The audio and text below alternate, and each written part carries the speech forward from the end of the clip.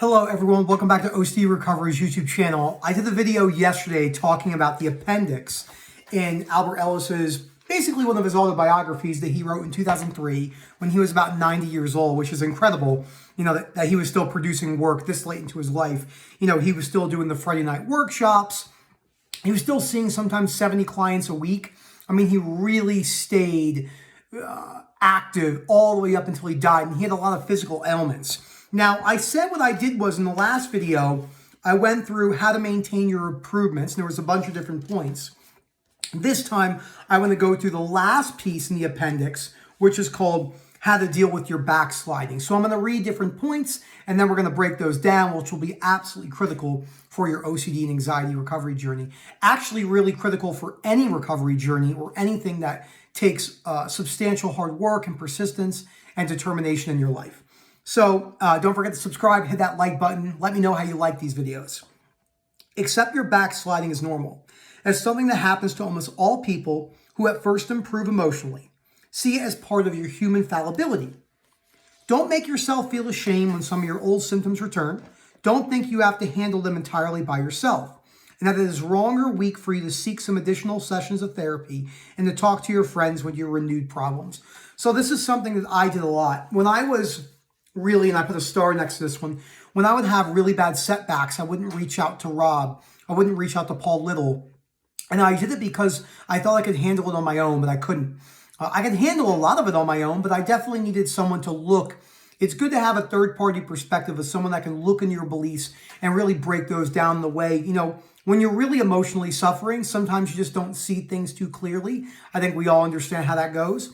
So it's really important to break down that, like I said in the beginning, it's part of your human fallibility that we're all going to backslide. I'm reading Gucci Man's autobiography right now. It's so good. It's called The Gucci Man's Guide to Greatness. It's actually a terrific book. I read like 1/3 of the book yesterday. And he talks about, he goes, every time I'm just imagining him saying in this like super gangster way. And he's like, every time I go 2 steps forward, they go backwards. 3 steps forward, they go backwards. It's really a back and forth progress for whatever journey you're on. And it takes years. Number 2, when you backslide, look at your self-defeating behavior as bad and unfortunate, but refuse to put yourself down for engaging in this behavior. Use the highly important REBT principle of refraining from rating you, yourself, your being, but only measure your acts, your deeds, and your traits. Remember, the difference between agreement and acceptance. We rate acts as good and bad. We don't rate entire people. There's no such thing as a 100% evil person. There's no such thing as an entirely good person. Breaking that down is critical for a lot of the harm, POCD fears, and really coming to terms with, there can be an act that can be done that we deem as bad, but if we continue to hold that as absolutely terrible and that person as a terrible person for doing that, we don't really get very far. No matter how badly you fall back and bring on your old disturbances again, work at fully accepting yourself with this unfortunate or weak behavior. Then try and keep trying to change your behavior. And this is why it's so key. I'm going to underline that for my own. So, then try and keep trying to change your behavior. I'm definitely an outliner and a note taker in the book. It's also good for me for points in the videos when I go back and make posts. So, some of us are going to fall really far back on the recovery journey. And that's okay. We're allowed to fall back as far as we fall back. What is important is realizing that you are backsliding, especially in long periods of time. Accepting that you backslid. Accepting that you're a human who's fallible. Accepting that you're a human who will make mistakes. And then working on going forward from there. And that's a really critical part of the OCD and anxiety recovery process. Something I really had to work on myself. Okay, number 3. Go back to the ABCs of REBT and clearly see what you did to fall back to your old symptoms at activating event or adversity. So say when I would backslide with sensory motor, having sensory motor OCD would be my activating event. You usually experience some failure or rejection or physical discomfort. And at your rational belief, you told yourself, I didn't like feeling this sensation, and I don't like feeling it. And if you stayed with these rational beliefs, you would merely feel sorry, regretful, disappointed, or frustrated. But if you felt disturbed, you probably went on to some irrational beliefs such as, I must never feel this sensation. It's horrible when I feel this sensation. I have to be accepted, and if I'm not, it makes me an unlovable, worthless person, or in my case, I have to not feel the sensation. And if I do, I can't stand living my life and I don't want to be here. And then my emotional consequence, again, was depressed, self-downing, anxiety, and all those other unhealthy emotions. So I had to realize that humans, because of our deeply held belief systems, especially surrounding such as harm OCD, POCD, cheating ROCD, it doesn't make these any harder than, say, existential, sensory motor, body dysmorphia, PTSD, but these societal ones that have strong outcast and rejection fears will need to be broken down and realize that even if your worst case scenario came true, you can learn to accept yourself in the long run. And that was so critical when it comes to my recovery journey. Number 4, when you find your irrational beliefs by which you are once again disturbing yourself, just as you originally used your disputing to challenge and surrender them, do so again, immediately and persistently. Balance is key. Remember, these books were not catered towards OCD, but balance is key. Thus, you can ask yourself, why must I not fail? And I'm going to plug myself in. Why must I not experience anxiety? Is it really that horrible if I do? There's no reason why I must not feel anxiety, though I can think of several reasons why it would be highly undesirable. It's not horrible if I feel this. It's only distinctly inconvenient. So remember, turning that demand, should, or must to a preference is critical. I'm definitely going to star this whole because I'll make a post on this one. It's key. And so many people are asking me, Nick, how do I break down these fears? How do I break down my beliefs? And that's what we're doing in this section right now. You can also dispute your other irrational beliefs by asking yourself, where is it written that I have to be accepted? Where is it written that I must look a certain way? Where is it written that I can't have a physical deformity? Where is it written that I shouldn't fail in business? Where is it written that I shouldn't fail this test? How do I become an unlovable, worthless person if I'm rejected? You can answer, I never have to be accepted, though I would very much prefer to be. Remember, preference. If I am rejected, that makes me, alas, a person who is rejected. But you're not a totally rejected person. But it hardly makes me unlovable, worthless, who can always and will always be rejected. So we have to remember, as I talk to many people, I had 3 conversations about this in the last 24 hours with different sufferers, about the way we feel right now does not dictate how we're going to feel for the rest of our lives. But when we're feeling this right now, that's how it feels.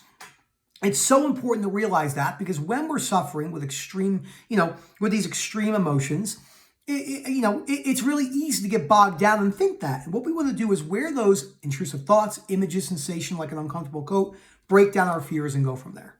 Number 5. Keep looking for, finding, and actively and vigorously disputing your rational beliefs to which you have once again relapsed, which are now making you feel anxious or depressed again. Keep doing this over and over until you build intellectual and emotional muscle, just as you would build a physical muscle by learning how to exercise and continuing. So the key change I'd make in this for an OCD and anxiety sufferer is balance. Disputing 15, 20 minutes every other day, wearing those sensations. If you just use this on face value and you dispute all day long and forcing it, you're not really going to get very far because you're trying to force that recovery process. So this one right here, I'm going to write next to it for purposes for a video, will need some modification. And when I talk about modification, what I'm talking about is modification towards the OCD and anxiety sufferer. And it's really, really cool to go over that because it's something that, the principles from this, it's really funny because the principles from REBT are principles from Stoicism, which then we have kind of taken the principles from Stoicism and the principles from REBT and tweaked them in their own special way for OCD and anxiety sufferers that we see fit because they work really well. It really comes down to decreasing the chances of things becoming compulsive. Number 6. Don't fool yourself into believing that if you merely change your language, you will always change your thinking. If you neurotically tell yourself, I must succeed and be approved, and you change this self-statement to I prefer to succeed and approved, you may still really be convinced. But I really have to be loved and well. So this is so key because so many people ask me, it feels like I'm faking it. It feels like I'm going against my values. It's going to feel like you're faking it in the beginning. It takes a while for your body and your nerves to desensitize until you change your belief systems. Before you stop your disputing and before you are satisfied with your answers to keep to it, keep on doing it until you are really convinced of your rational answers and until your feelings of discomfort truly disappear. Then do the same thing many, many times until your new effective philosophy becomes hardened and habitual, which it almost always will if you keep working at it and thinking it through. The reason why I have made so much progress with my sensory motor OCD is that even if it came back right now. Like, let me give you an example. Remember how I always talk about I like to eat like almonds or stuff before I come in these videos? I don't know why. They're all stuck in my teeth right now. I had a granola bar. And usually before, this would really distract me because I can, the granola's in my teeth. And I jumped around to a video and I don't have any water here except for this one little drop right there.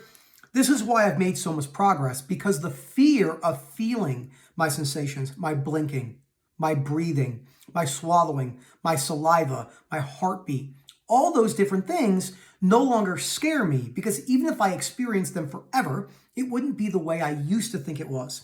Number 7 and the last one. Convincing yourself lightly or intellectually of your new effective philosophy or rational beliefs often won't help very much or persist in the long run. So remember, in How to Stubbornly Refuse, he talks about light and hot, cold, cool, and hot beliefs. So if you have cool beliefs, even moderate beliefs that, oh yeah, I think I can handle that, but not really, you have to be vigorous about it. So let me give you another example with my body dysmorphia. Even if I lost muscle, even if I got really fat, I would not like that at all. I would not like that. I like looking good. I like feeling good.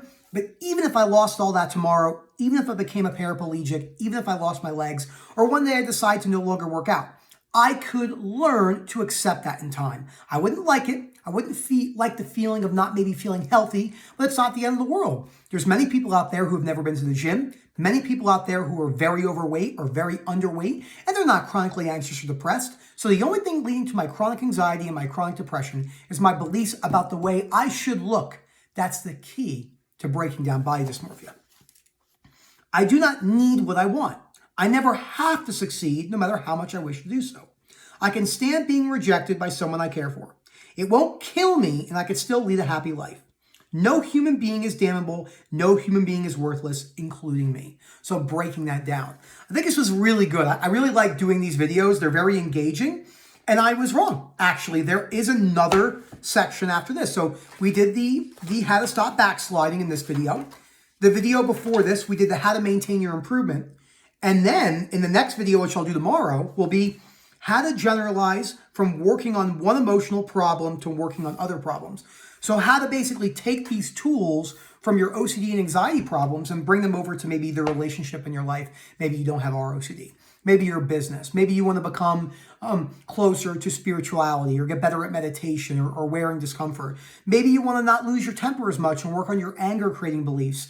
All of these things have applicability to all the emotional disturbances in your life. So thank you so much for watching this video. This was a lot of fun. This book was absolutely terrific. I don't have the Gucci Man Principles of Success, but it is great. I also got a Freud book. I can't remember. I don't know if it was Discontents. It's a smaller book. It's not his book on dreams, which is like this big. When I looked at that in the bookstore yesterday, I was thinking, oh, I don't know if I want to read that right now. So, but I will be breaking down some of the Freud books as well, why some of the principles may or may not work for OCD recovery, why psychoanalysis kind of tends to keep people a little bit stuck if they're constantly diving into the past, and why we kind of want to move away from that, why it's not very emotive, why it's not very belief changing, why it kind of plays into that, oh, this is the way it is and I can't change. So I really do think that this book really ties it all in together. How to Stubbornly Refuse, The Myth of Self-Esteem, Control Your Anger Before It Controls You, Control Your Anxiety Before It Controls You. And that's just the title of the book. We don't mean direct control because you can't control. Thank you so much for watching. Don't forget to subscribe, hit that like button. And as always, have a great day.